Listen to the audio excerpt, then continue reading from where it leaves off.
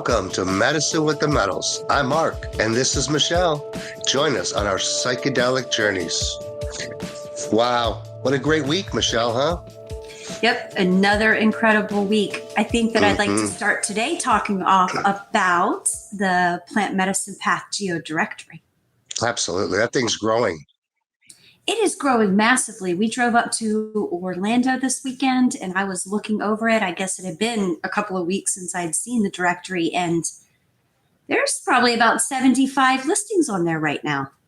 Yeah, it's really cool, really important for the community and people wanting to evolve in this space and to get their brand out there and their niche and whatever they do in this space of healing. Such a really cool opportunity. And talking about cool opportunities, how about this new packaging from our affiliate Mama Dose, huh? I'll tell you what, those folks over there at Mama Dose know what they're doing when it comes to microdosing psilocybin. Absolutely, absolutely. That's What beautiful packaging. Can I see it again? Wow, let's see it, huh? Beautiful. So stick with us after this commercial break and we'll be back with Nina.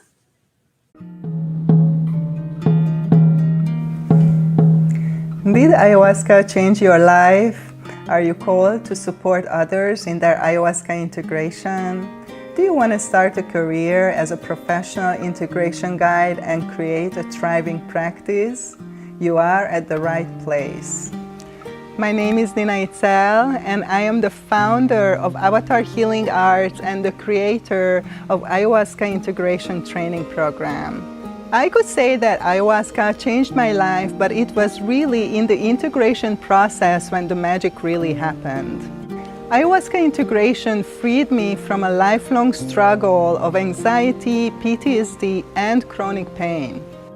Did you know that there is a rapidly growing demand for psychedelic healing experiences with the main focus on the mother ayahuasca and her healing potential, but there are very few qualified psychedelic integration guides?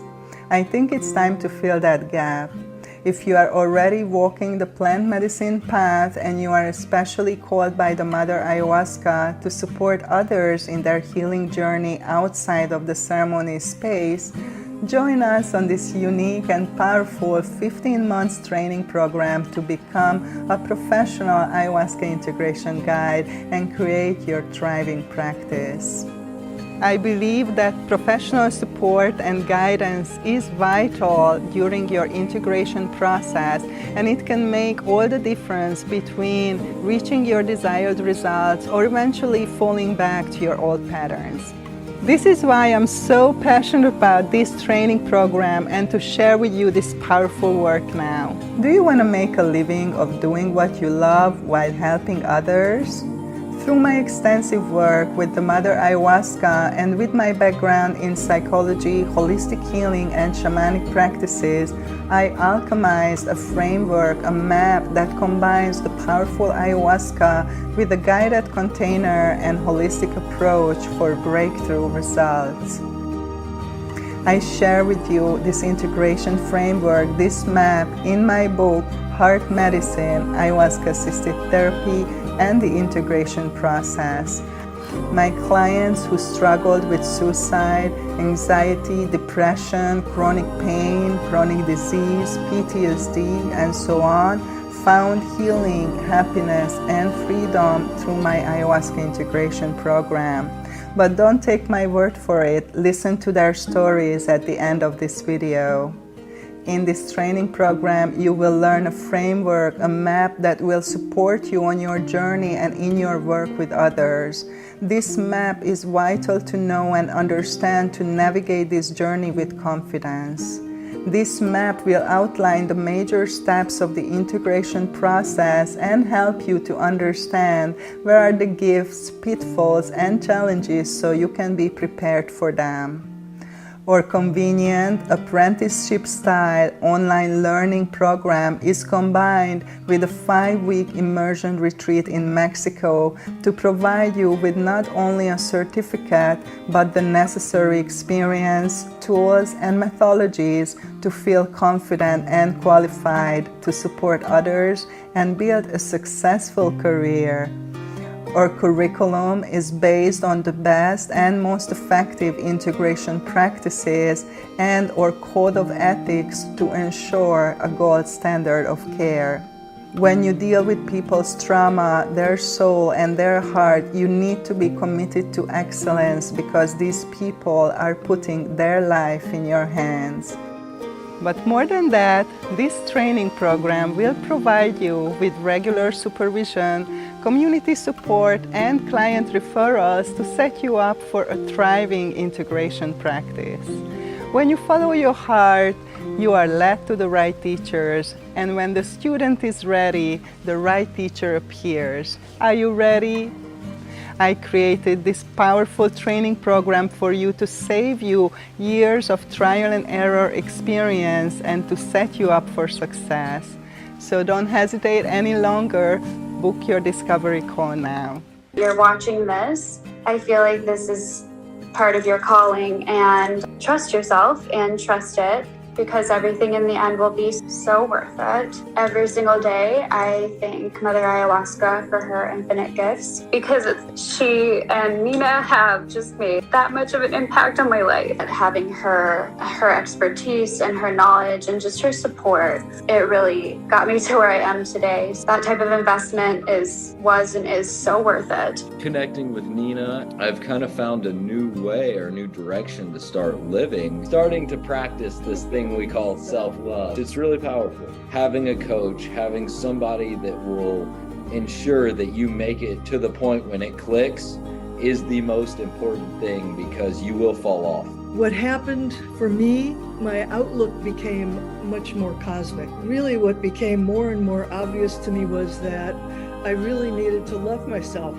I think the most important thing was don't give up, because at one point I wanted to. That's why you need that support. And knowing that I was going to check in with you every week, and knowing that I could call you really anytime I needed to, those were very important supports for me. I think I received more than I would ever have thought possible.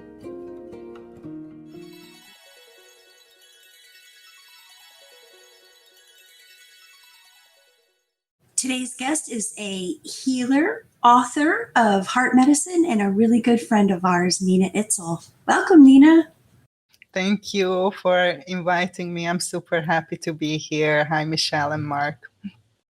Hi, Well, we're Nina. excited to have you. We were just laughing this morning the first time when you invited us to be on your podcast. We were so nervous. Right. It's been a little bit of a journey this last 3 years, but why don't you go ahead and introduce yourself to everybody? Thank you. Yeah, so my name is Nina Izel. I'm from Hungary. I was born in Hungary. I grew up in Hungary, and then I lived most of my life in Europe between Hungary and Ireland. And I live in Mexico for 11 years now. So this is where I live and practice. And I'm originally coming from a background of psychology, but shortly after my studies, I went into more a holistic healing direction. And 15 years ago, I came across with shamanic plant medicine. And 12 years ago was when I got my calling from the Mother Ayahuasca and went to Peru to my first dieta, which I had so much expectations of how my life is going to be totally changed and perfect after that experience.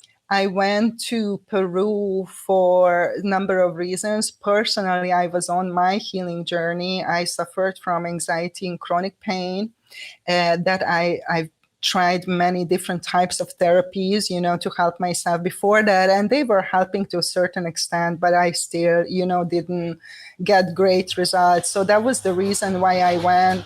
And the other reason was just the calling. Really, it was so strong for me, this calling, that I have to go and do this, that I didn't really think about much. And I didn't prepare for this. I didn't know that you have to prepare, to be honest. So I went in totally kind of blind, not knowing what's going to happen. But I had this expectation, that, I'm going to be enlightened, have all the clarity, heal all my trauma, talk to God, and everything's going to be perfect, afterwards. This is kind of what I was thinking from the little that I knew about psychedelics, and healing with plants before. And that's not what happened at all. Like, as Michelle mentioned, my first couple of ceremonies in Peru were extremely hard, very, very dark, very intense, little moments of clarity and bliss and understanding, but overall just like really, really intense and hard, and nothing that I expected. So in fact, I wanted to leave, that dieta. Like halfway through, I was like, okay, just get me out of here. And thankfully, the facilitators who were there helped me to work through what was coming up for me and stay till the end of the dieta. And I did have a breakthrough, in the end, in terms of understanding and stuff like that. But I didn't know, how that's going to translate into my life, afterwards. But even the first dieta I went to, the pain that I was dealing with, it was reduced, like I would say, like 60-70% the intensity after my first dieta. So I was like, wow, there is really something here, because nothing I tried before helped me so effectively. So I just need to go with this and learn more about it. And when I came out of the jungle, I felt horrible. I was sick, I got sick in Peru with the parasite from the river. I was extremely sick. I lost a lot of weight. I was very overwhelmed, very emotional, very confused of what's happening to me. And I just assumed that I just need to drink more medicine, because obviously I'm not happy and healthy yet. So, the classical Western thinking of the more the better, that was my approach at the time. So I just went in the first year and had a number of ceremonies without knowing what I'm really doing, just having this like kind of expectation that this is going to be helping me. That resulted in a spiritual emergence, which is a dissolution of identity. It's a very, very intense experience. I thought at that time it was extremely scary. I thought that I'm going crazy and I'm going to end up in a mental hospital and I'm going to know that I'm crazy. That was my biggest fear at the time. It was so... Were you a therapist at the time? Yes, I was already a therapist, but I never worked with psychedelics. It's a totally different ball game, guys. Yeah, it is. It's like even though I had tools, I was so overwhelmed that I didn't even know what tool to use. Or what happened to me when I was in this crisis and in this fear and in this breakdown. I had a Mexican healer who I kind of connected with, and she helped me at the moment to move through that crisis. So I'm always, will be grateful for her. And she told me that stop drinking the medicine, just start doing your integration process. And I was like, what is the integration? Like, nobody told me about the integration before. Everybody was about the diet, the ceremonies, the retreat and all. And my expectation was that after the retreat, after the dieta, it's all done. Like that's the work that you do in the ceremony, in the retreat. So I was so naive. I didn't understand, how to work with these plants. So that was the first time, that a person who knew more than me, was telling me, no, the process doesn't start, drinking the medicine and going to the ceremony. Actually, it's the beginning of your process. Is the very, and I was like, oh my God, it's good that I didn't know that, because probably I wouldn't even, tried to go into it. So that was a big shift in my understanding, because I always thought that no, it's the work is the ceremony. But then I started to understand that no, this work is a journey, and the beginning is the ceremony and communing with the plant. But afterwards, what happens after is even more important, and you cannot bypass that inner healing work that you need to put in to create real lasting change. And she was the first person to talk to me about this concept, and that totally changed the direction that I was going to. And I stopped drinking medicine for quite a while, and only did integration and working on my processes and working with what was arising in my life. And that took quite a while, but once I kind of stabilized, after that integration, I realized that, wow, this was that missing link. This is why I didn't feel good, because I missed the part of the process. I just did the first part, and I never did, the whole process. And I was like, why nobody is talking about this? Like, this was guy more than 10 years ago. So you have to understand there was what we have in the internet today, the availability of information, this was not the case 10 years ago. Even the word of integration or psychedelic integration, I don't think that was like very commonly used, even in the space. So I was just like, I have to talk about this. This is so important. And this is how it started, pivoting my practice into psychedelic assisted therapy, because I started a podcast. I started write about my experience and talk about my experience with the integration. And that, resulted people coming to me in my therapy practice saying, I want to do that process, that you are talking about, that you went through. And this is how the program came to be, and the training eventually. Yeah, probably the most important part of this, Pat, because, me and you have very similar stories, Nina, and I think we met probably about 3 years ago with this same understanding of, I drank the medicine quite often like you did in the beginning. And I kept saying, I have all these answers. I think I know. And, you don't know until you start really digging deep, and integration was the key. And I did most of my medicine in the States, and you were fortunate enough to do it with tribes, but it was still the same thing. When I was at this place of healing that I would go to every weekend, and I would see these people leaving, like hundreds every weekend, getting these breakthroughs and not knowing what to do with them, because we all know, after doing this for so long, that the medicine is such a small portion. That medicine just breaks it wide open, and it's for you to do the work. And, I feel integration now is kind of an overused word, because we don't even understand it. We just throw that word out there, the work, integration, but what is that? What is it? What, explain it in just what you think it is. Mm-hmm. Yeah, that's such a good question. I think that's one of the major problems now, that people don't understand what we are talking about. What is integration? For me, integration, is a couple of things. Obviously, making sense out of your experience and applying that into your everyday life. Everybody knows that, but it's kind of a definition that nobody relates to really. What happens in real life is a couple of things that happens in the integration. And I'm going to talk to you guys about the levels of integration, because we have a physical body, we have emotions, we have mental mind, intellect, we have our spiritual aspect. And integration does happen, on every level. And what I really mean on integration is bringing the parts of you together. Okay, so all of us are fragmented to a certain extent because of trauma, because of things that happened with us, to us. So that causes fragmentation and separation that results in illness and disease, like anxiety, depression, so on and so forth, because we are in this state of fragmentation. Integration is bringing these pieces together into that natural state of wholeness that we are. And how do we do this? Is in a couple of ways. One way is there is emotional integration. What does that mean?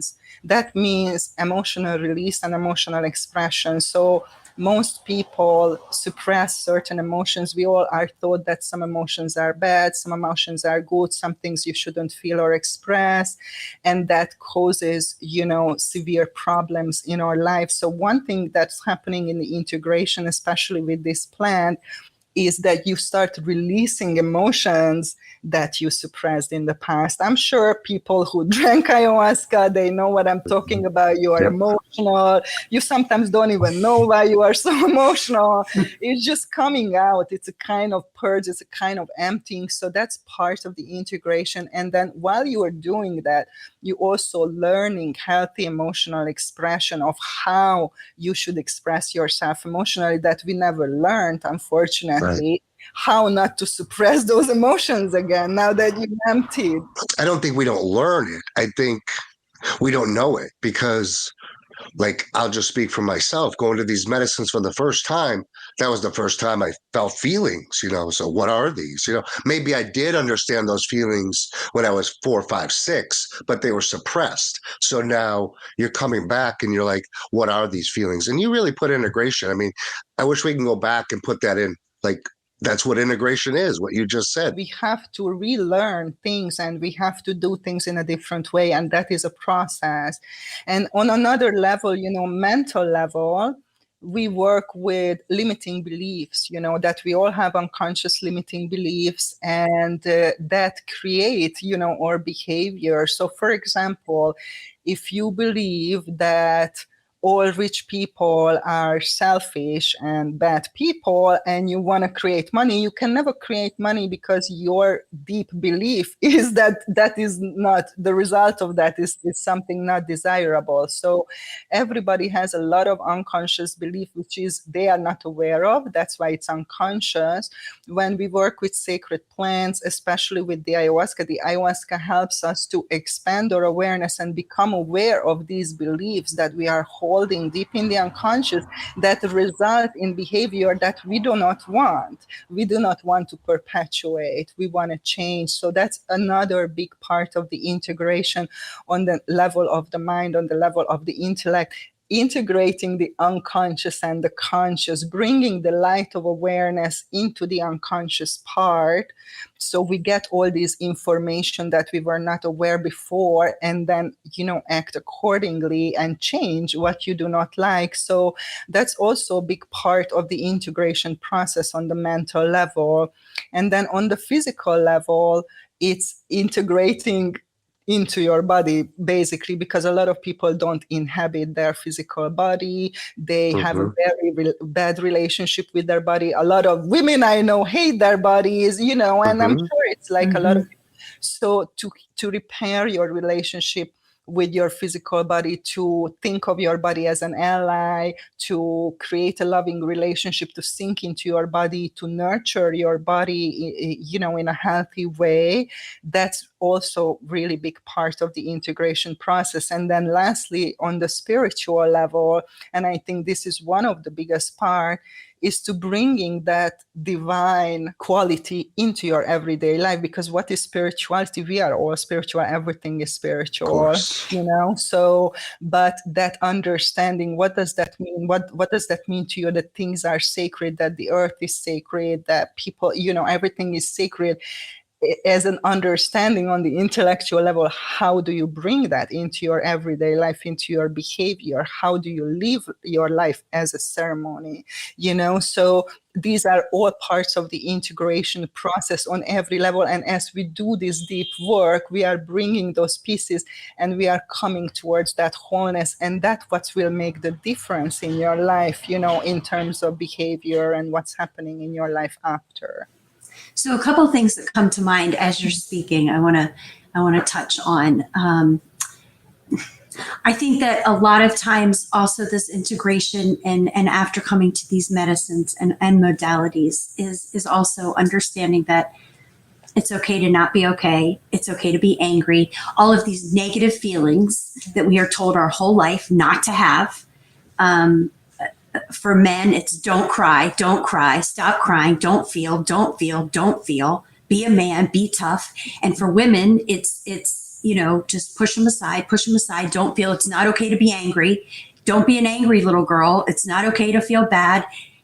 And it is okay to feel these things. It's not okay to live in them, but it's okay to feel them. And I think that these medicines bring that awareness to us and put us in a place of now we're feeling these things and we've been told our whole life not to feel them.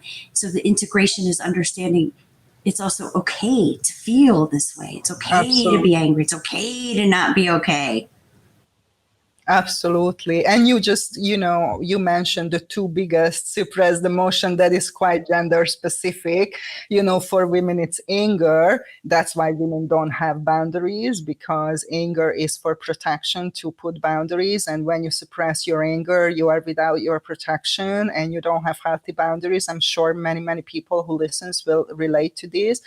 And for men, it's sadness, as you mentioned, don't be sad, don't cry. So to relearn behavior that you were taught and you behaved a certain way in your whole life, and now to change that doesn't go from one day to another. And as you said, Michelle, when people start to feel these emotions after the ceremony, they think it's something wrong. Oh, why I'm angry? I'm just after the ceremony. Why I'm so sad? Why I feel so depressed?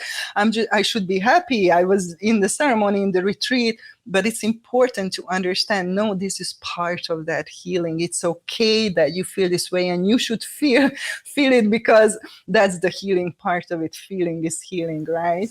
Absolutely. And the other part of what you were saying that just struck me so deeply was you were saying about making your life sacred.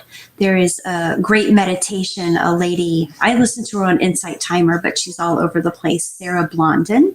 And she does a meditation called Making Your Life Sacred. And that's exactly what it is, making those moments sacred, the good ones, the hard ones, the bad ones, whatever you want to call them.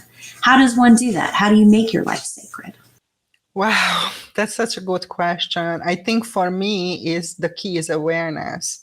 The more aware you are of the nature of reality and the interconnectedness and the divinity of everything, it's kind of, you automatically do this. It's not something that, oh, I have to do my sacred practice for 10 minutes. It's something that will permeate your life. When you go to the store, you will think about what you buy, what kind of trash you're gonna create with that, if it's like wrapped in plastic. If you buy a soap, you will buy a biodegradable one, because you will be aware that goes into the earth, that feeds you, and you wouldn't contaminate your own food or water, right? So I think it's just a question of awareness, and that's why I think that sacred plants are a big part in this, because they help us to expand our awareness, and they help us to remember all these things. And when we do, you automatically kind of live by it, I think. That's beautiful. I love that. That's so true. It does become automatic. It's not something you do. When you start understanding what no longer serves you, and you start letting go of these things that no longer serves you and replacing them with those things that serve you, you're right. It's automatic. And I think you just start loving yourself.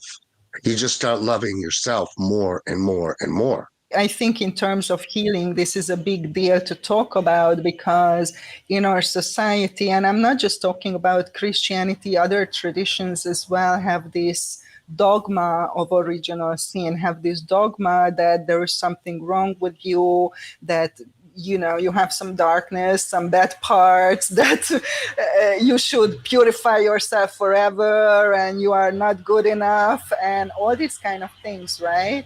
So I think this is, when you start to heal, you start to awaken to the truth that this is not true, that, Absolutely. and Because that's what self-love is, right? To understand that you are a divine being, you are a spiritual being, right? Having a human experience, and Right. that that understanding from this self-punishment that we do a lot. I think everybody can relate to that, to move from that towards that loving and nurturing, and that acknowledgement of who you really are. Right.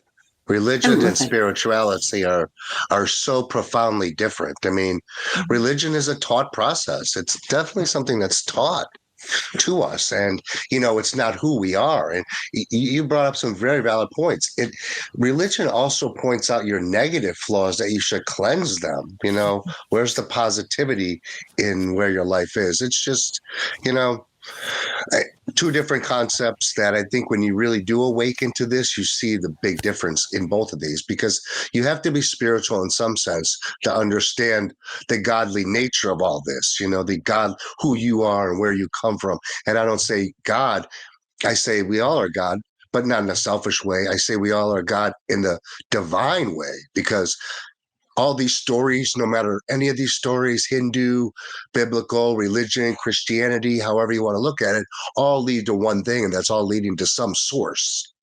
For me, psychedelic therapy, how it was very different from all the other healing modalities that I've been involved earlier, starting from psychology to holistic healing and all that kind of stuff, is that every one of those modalities focused on what is wrong. This is wrong, we have to fix that. And I'm not saying you don't have to look, reflect, Right. and make changes. Mm-hmm. So that's necessary. But it's totally missed the other part. Until I started working with plants, nobody ever told me that I have good parts, that there is so much goodness and power in me as well, not just, all the crappy things that you need to change and work on. And I think that was why I pivoted and dedicated my life into this, because it's hard to heal when you believe about yourself that you are not worthy of love or even healing, and well, the then psychedelics they put the spotlight on the positive things in you. It goes the spotlight on love, on exactly. And yeah. from that awareness that you have this love, that you have this power, that you have these resources within you, it's easier to do the therapy and the healing. And I think that oftentimes holistic healing, or even mainstream healing, can be just like a type of woundology, when you perpetuate wounding and you actually never heal. And I don't think that's a good thing. If we Right. should get results, that's why we're doing this whole process. So that was a major plus for me with psychedelic therapy, to see that, oh wow, there is more to us, more to me than all the bad things that you should change. A lot Absolutely. more. Can you Of talk to us course. about your book, Heart Medicine? Yep. I don't know. I just want to share my experience with people. The first part of the book is a kind of my personal experience with the medicine. Well, it's not completely up to date because it went out, I think, 4 years ago. But what happened, in that period of time. And the second part, and that was another reason why I wanted to write the book, is about the integration process. As we talked about the different levels of integration, what does it mean on a physical, mental, emotional, spiritual level? How does it look like in real life? What happened to me? What happened to my clients? So people can understand even better what we are talking about here. And I thought that is just so important, this information, because at that time there was really no guidelines of what to do in this what to expect. How do I know I'm integrated? I get this question all the time from people. Two questions. One of the thing is like, what is the dark night of the soul? My answer is, if you have this question, you didn't have one. Okay, because people like, did I have one and stuff? If you questioning, you didn't have, because if you would I've had have, about 7. What if you yeah, have like 7 or 10? right. If you are in it, you will know that you are in the dark night. Right. You will know. So, and And what's the second question? the second is like, how do I know that I'm integrated the experience? Because some people is like, oh, I had one integration session, so I'm integrated now. No, like the way you know that you did the integration and your inner work is that your life changed. That's we can measure things. I do measure my clients. We have session notes, we have a lot of written materials, we have before and after. And these are a couple of things that you can look out for too, if you are asking this question, how much I integrated my experience. Okay, so one of the thing is how your relationships changed. Okay, your primary relationships with your family, with your loved ones. If you are in the same toxic relationships than you were in before, if you have no boundaries, if you are self-abusive, all that, then no, you're not integrated yet, the insights. Because if you would have, like, as I can say, and my clients, your relationships improve so much and become more loving and accepting. Maybe you will lose some people, not I was gonna everybody. say, or they dissipate, right? Exactly. The relationships, or they dissipate. And that's also healing, to let go. Hmm? To let go something that is not serving is healing, is part of the healing. So that's okay to lose people, and the people who stay, you will have more loving relationship and more acceptance, right? Your priorities will change big time. Your main values and priorities will change. Most of my clients before, because I always ask to write down their values and priorities, most of the time before the program is like hardworking, success, money, happy relationship, the usual stuff that people wish for. After the program is like compassion, self-love, taking care of the earth, like totally. Like, what are those first three things you just mentioned, So Yeah, like, yeah, totally yuck. different. It's like Oh my money, God. success, like career, but who cares? You don't know. I just want to be in service. I want to take care of the earth now. So, that is a big part of the integration. If you do have the same values and priorities as you had before, again, you didn't integrate your experience yet. Another thing is normally people change location and career. That's my experience in my program. 99% of my clients pivoted their career because many people are not on the path that is their true path, right? And is their path of their heart. So if you're still in a job that you hate, again, you are not there yet. You need more work, because the result of that is that you start to move towards a career or a job that actually fulfills you and makes you happy, and creates a service into the world and helps others too. So that's another thing. And the same with location. A lot of people don't like where they are, so when you do all these changes, normally they move, to a location that better suits their new self, and the new path that they are on. So these are a couple of things that I can tell people, that if you ask yourself these questions: how are my relationships? How is my job, my career?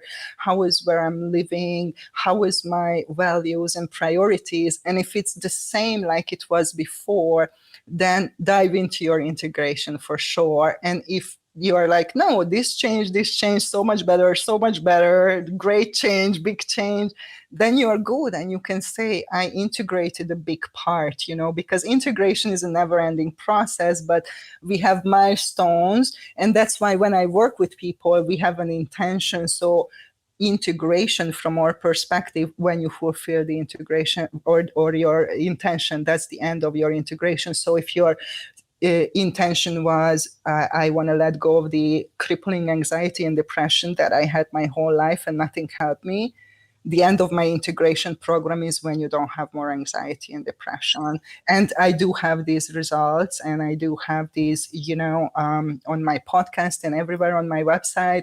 That's why people come from all over the world to work with me. And that's why they are committing for 15 months, because change takes time. And if you want to change your life fundamentally, you need a bunch of time for that. And I think 1 year is relatively short compared to psychotherapy and other types of modalities that go on for years and years and years with seemingly very little results. This 15 months changes people's life. And it's 15 months because we go to the root of the problem. So this program is really geared to uprooting, your suffering.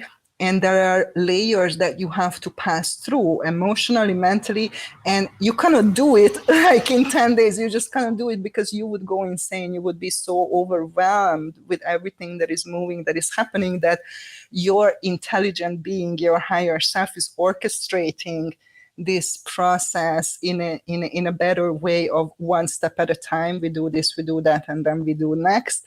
And then, my experience is that this 15 months, people can make a fundamental change that will be measurable in their life and that will sustain long term. Because that's another thing with plant medicine, that people have temporary improvements, especially after ceremonies or retreats, and then they relapse, a couple of months later and go back. So we don't want that. What we want is sustainable change, that will sustain for the rest of your life. So this program doesn't start with drinking with drinking the medicine, any of the medicines, but in this case, ayahuasca. No, it starts with 3 months preparation for the ceremony to set intentions, because you all know, that intentions are important, and whatever you ask for, you're going to receive. However, not in a way you imagine. But yeah, so the preparation is really geared to help people to ask the right question, to ask for the source of the healing. Many people who come into my practice, their intentions are very surface. Oh, I want to, heal the depression, or I want to be happy, or I want to find a partner, or I want to heal this illness, or whatever. But we dig a little bit deeper why you are sick, like what caused the illness in the first place. Then we can ask, for the source of the healing. So a lot of times what's on the surface is the symptom, so I feel when people get a little bit of pre-therapy and help to dig deeper of what is really the problem in your life, then we can set more specific intentions that are deeper, so and people cannot do that on their own because they are not aware, like what's happening on a deeper level. So that's what the first 3 months is about, because when you set really good intentions, it's going to happen. The medicine will give you what you ask for, every single time, everybody I work with in the program reached their goal, reached their intentions were fulfilled. So then instead of having a general process that can go into many directions, because we have a lot to work on, we zoom into one specific area, which is the core problem in your life, which all your problems come from that. Everybody has their core issue. Yeah. And that's where we want to work. We want to go all the way down to the root and uproot it there. Not work on the surface, to manage the symptoms, to help people to cope better. That's what psychotherapy does. And I come from that. So I can say that that's what it is. It helps you to cope better with your shit. It doesn't help you to heal it. Right. That's what the medicine. And that's all it is. That's all it is right there. You just nailed it. And I think the root of all problems is lineage. So when it comes down to that, you're going to find out it's probably somewhere in your lineage that you just carried some of this stuff with you. Yeah. So Nina, where could people find you at? What cool things you got coming up? So my website is avatarhealingarts.com. So my programs and all my offerings are on that. And ayahuasca avatars on social media. So all social media from YouTube, Instagram, Facebook, TikTok is ayahuasca avatars. You can find me, and that's one of the things I do, this 15 months program. This is an individual container for people who tried a lot of things already. This is not for first time. I mean, you can be first timer with the ayahuasca, but not first timer in therapy. It's for people who already did some kind of healing work and they struggle with something for a longer period of time that they couldn't tackle, so it's a really deep dive and a longer commitment. So that's one of the things that I'm running, these last few years. And what we are excited about is the training program, which will be to train people in this integration framework in this longer format that I'm doing. And maybe we will have another episode about that. So no, yeah. I love that. I mean, I think that's really important right there. I think there's a lot of need for that, especially as the future of this medicine becomes more apparent to so many. So training that's going to be a big part. Facilitators is very important. People come into this medicine, they say, oh, the medicine told me I'm supposed to serve the medicine. And then they just jump right in. It's not how it works. Yeah. I have something on my social media about the medicine told me. I did several videos because it's so funny because, this medicine is so symbolic. It's not very literal. And that's one thing. So not everything is literal that, the medicine is telling you. And the second thing is that a lot of times is our own projection. It's not the medicine telling us, is like, we are projecting, it's what you want, what you desire. And that's why you need support, because it's easy to fall into those pitfalls. It's easy to go into spiritual bypassing. this medicine is a very powerful tool that magnifies everything that is in you, the good, the bad, the beautiful, and the ugly. If you do not have support, if you do not have a container, if you do not have guidance, what most likely will happen that this medicine will magnify your narcissistic tendencies and your God complex. And we see that in the space a lot, that people think that they are all healed and they are some superior being, sent to planet Earth to help all the poor humans or something like that.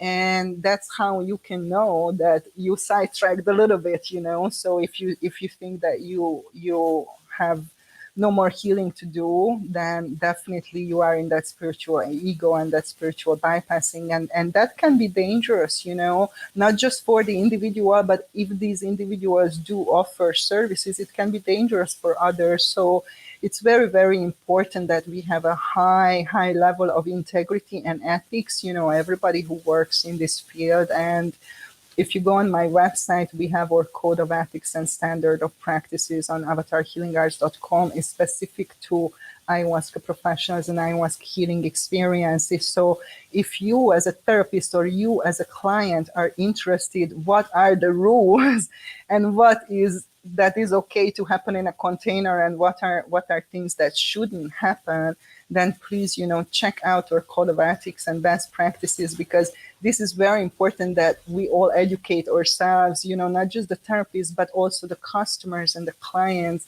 that they have awareness about, what are the limits of this container so they can advocate for themselves if something is not going right. Well, yeah, because we're here to educate and help educate people, but it's your responsibility. It's your responsibility to educate yourself about who you're getting the medicine from, who's facilitating your integration, all of it. There's Nina, enough education out there. Yeah, there is. You're not going to go to Jimmy Bob the Shaman, who is just next week's guy out of Peru. And there's a lot of those out there right now. And, I think this is why we do what we do. You do what you do. We love what you do, Nina. You've been in this space for a while. People know who you are, And when people start knowing who you are in the medicine space, that speaks volumes. So Thank you. Thank you so much. It was such a pleasure to spend time with you guys, and for all of our listeners, sending lots of love, and just all the best on your journey. Thank you. Let's just recap all your thing. Let's just recap all your where we can find you at your social media sites, and we'll end it there. avatarhealingarts.com is my website, and all the social media, which is Facebook, Instagram, YouTube, and TikTok, is Ayahuasca Avatars. So you can find me. But if you just go to my website, avatarhealingarts.com, you can find all the social media links there. And I have a blog, I have a podcast, I have a lot of free content that I share with people, to help people on this journey. So check those out. And if you feel called, to do this type of deep dive, and if you feel called more to this particular medicine, the mother ayahuasca, then I would love to connect with you. Thank you so much. I hope you'll come back and talk with us again. We'd love to talk more about your facilitator training. Yes, I'm excited about that. Thank you so much, guys. It's always a pleasure. We love you, Nina. Thank you. Lots of love. Bye, everybody. Ciao, ciao. Hey, what a great story today. What some great information, Michelle. Great person. I mean, been in this space for a while, very ethical about what she does. And, I'm really impressed. Yeah, Nina Izel is the real deal. She's one of the first people that we met in this space, and she is in this for all the right reasons. And she does things as upfront and ethically as they come. She is the real deal. She is. Looking forward to another great podcast next week. I can't remember who we have, but we're excited to have them. Next week is also Christmas. We're going to be moving. So Medicine with the Meadows is going to have a more official podcast room. We're very excited about that. Are you supposed to say that yet? I can. And today we have a new segment on Medicine with the Meadows, My Psychedelic Stories. And today's psychedelic stories comes from Gene Healy. He's from Dunedin, Florida.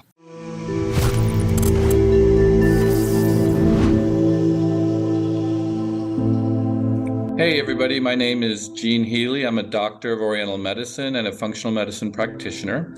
I live in Dunedin, Florida, next to Clearwater. I have a wellness clinic in Dunedin, Florida. It's called Root Healing Wellness. So I'm going to tell you a little bit about my plant medicine journey. I study different herbs from all around the world already, and I've been interested in the psychedelic process for a while. So I started doing more Amazonian plant medicine about 4 years ago. I think that was my first experience with ayahuasca. I've worked with a variety of different plants, ayahuasca, mushrooms, bufo, peyote, a couple others. But nonetheless, most of my experience and my true love is ayahuasca, and I kind of sit with that relatively regularly, about once a month. So I'm about like 48 ceremonies in. How it's changed my life, what I've gleaned from it, and what's useful through the experience for me. So for me, clinically, it's another tool in my basket for me to use with patients. I don't serve medicine like ayahuasca. You can do smaller medicines like rapé or sananga, but ayahuasca specifically, and my love for that process, I've experienced through different settings. For example, like I have done a jungle dieta with Don Jose Campos in Peru, where I sat with not only ayahuasca, but a master plant of Bobinsana. The lessons that I've learned through this process, there's so many. As you all know, if you have done plant medicine, that so many things happen even in one journey. You really can't recount it all, but sometimes we hold on to some of the lessons and hopefully integrate them.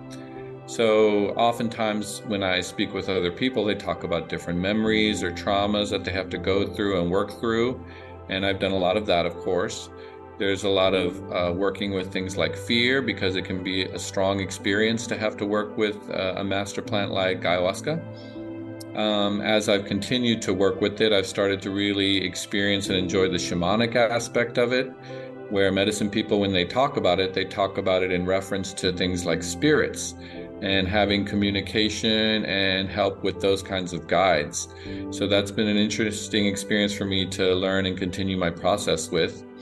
One of the real usefulnesses that I've noticed is, of course, it's very heart-centered medicine, so it kind of raises the floor of basically my love and compassion for the world. So even outside of ceremony, there's just kind of a raised floor where I have more love in my heart and more compassion for my patients and everybody else that I come across. And the effect is very palatable with my family and my friends. It is something that I'm continuing to study and something that I plan on studying for probably the rest of my life, but anyway, definitely the next several years. So other lessons that are gleaned through the process, because there really are so many, it's hard to kind of, categorize them. But a very common experience that people have under ayahuasca, outside of like the ecstasy and joy that you can experience from such an enhanced love state, are things like working with fear. And there's an amazing aspect of these plants where you can have kind of both a first person and a third person experience. So a first person experience is where you're having exposure therapy to the memories of fear, the objects of fear, so you can relive them. But at the same time, you have a third person experience where you're standing back and you're looking at it, and you have freedom to make different choices, to navigate, to let go of that process, and to open up to a greater sense of freedom. So all of that's a little bit nebulous, and in 5 minutes, it's probably the best I can give you. So we're going to stop there. I hope that this was useful for any of you out there that are curious about plant medicines and want to do some personal healings, or looking through investigating the shamanic process. And the wonderful curators of this podcast, I'm sure, will be good guides to give you more information. I appreciate you listening. Thank you. Wow. Very cool, Michelle. Those new segments. I know people are going to love those, because people love to see people. That's what bottom line. People love to see people. People love to see people. Okay, so a few things that really stuck out of me. But first of all, you're right. When I first started down this journey 4 years ago, I scoured YouTube looking for people to tell me about their experience. I wanted to know. Right. So I love this new segment for our listeners. This is awesome. Me First too. of all, Love it a lot. 48 ceremonies. Wow, that's a lot of medicine. And second of all, he's a doctor of functional medicine. How cool is that? I think these are going to be a hit for our audience. They're going to love these. They're going to be a segment every week. What, about 5 minutes? And, tune in for more. Yeah, very cool. Jean Healy, thank you so much for doing that first one. It's really cool to hear your story. We've got a bunch more people coming up. If you want to get on one of these and do this with us, we've got it all over the Plant Medicine Path page, where you can get in touch with our producers, Jada and Brian, and do this. Gene will be the legend because he started. He's the first. We love to hear your stories.